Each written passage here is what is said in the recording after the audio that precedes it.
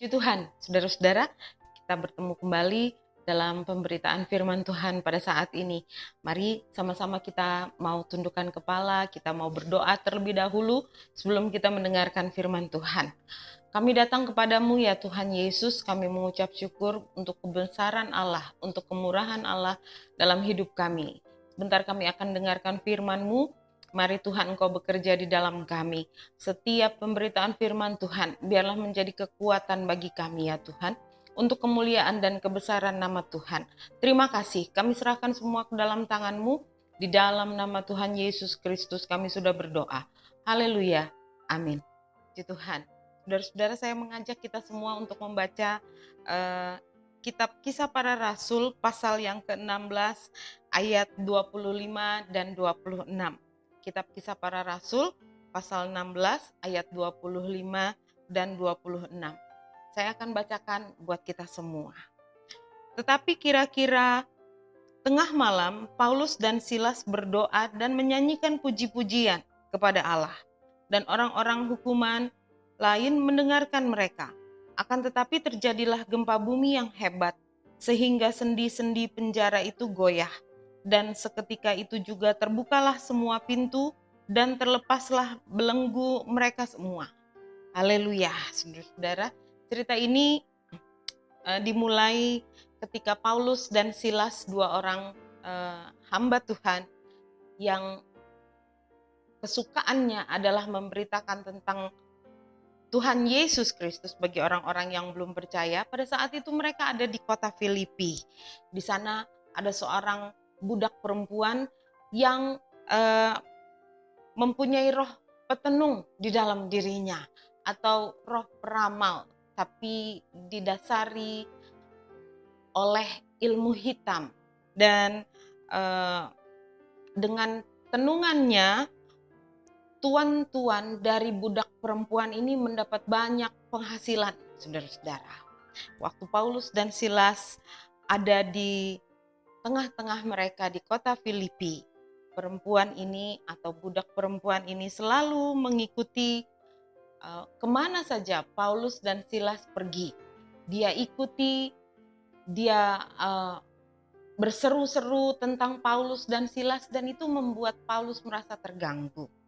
Paulus katakan kepada perempuan itu, kepada anak perempuan itu, dia terganggu, dan dengan kuasa Tuhan, kuasa dalam nama Tuhan Yesus Kristus, Paulus mengusir roh tenung yang ada di dalam diri budak perempuan tersebut.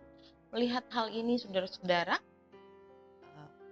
tuan-tuan dari budak perempuan ini merasa marah karena tidak ada lagi penghasilan yang didapat dari roh petenung yang semula ada dalam diri budak perempuan itu. Apa yang terjadi kemudian? Tuan-tuan atau orang-orang di kota Filipi itu kemudian menangkap Paulus dan Silas.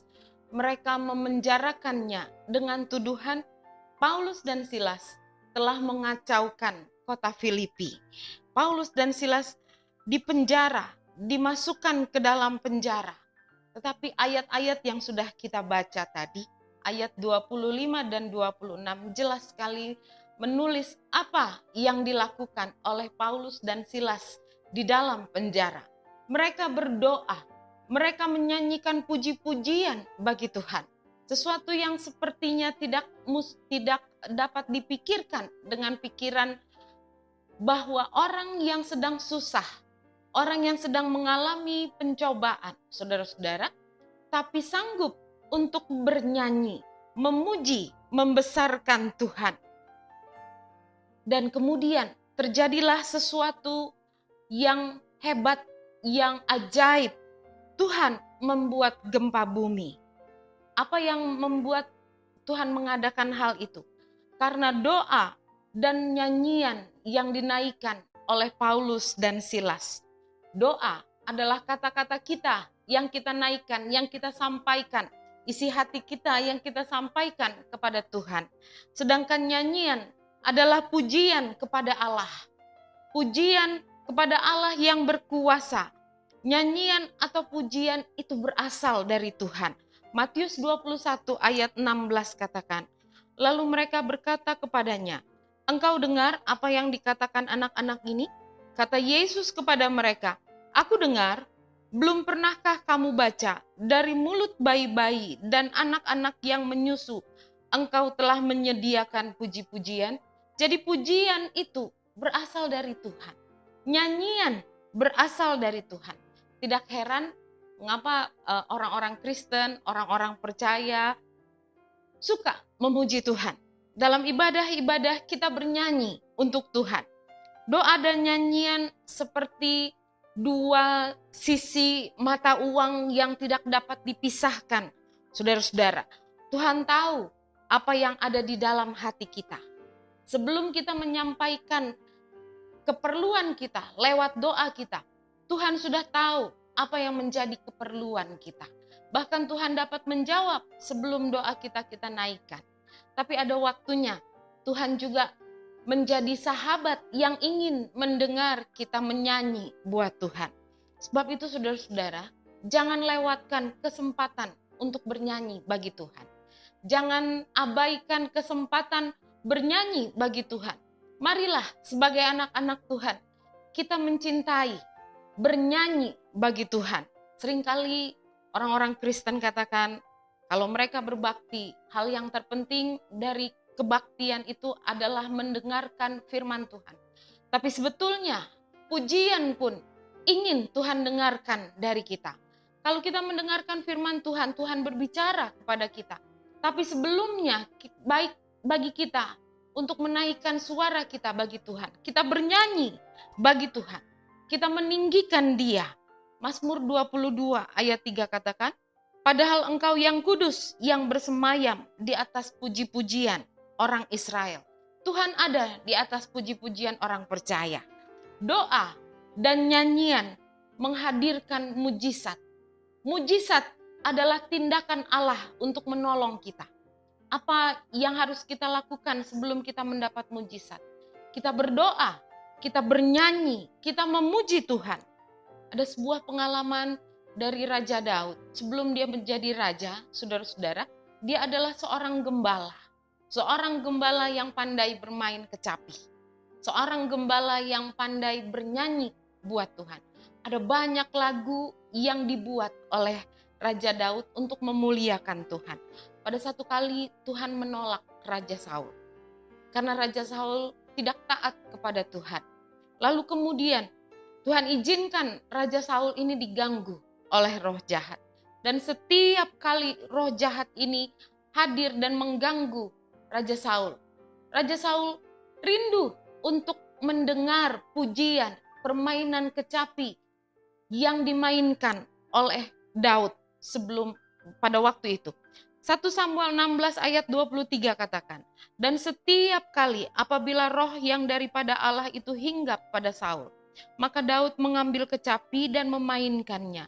Saul merasa lega dan nyaman, dan roh yang jahat itu undur daripadanya." Daud bernyanyi buat Tuhan pada saat roh jahat itu datang menghinggapi Saul. Dan apa yang dihasilkan adalah roh jahat itu undur dari Saul. Ada kuasa di dalam pujian. Ada hadirat Tuhan di dalam pujian. Mazmur 50 ayat 15 katakan, "Berserulah kepadaku pada waktu kesesakan.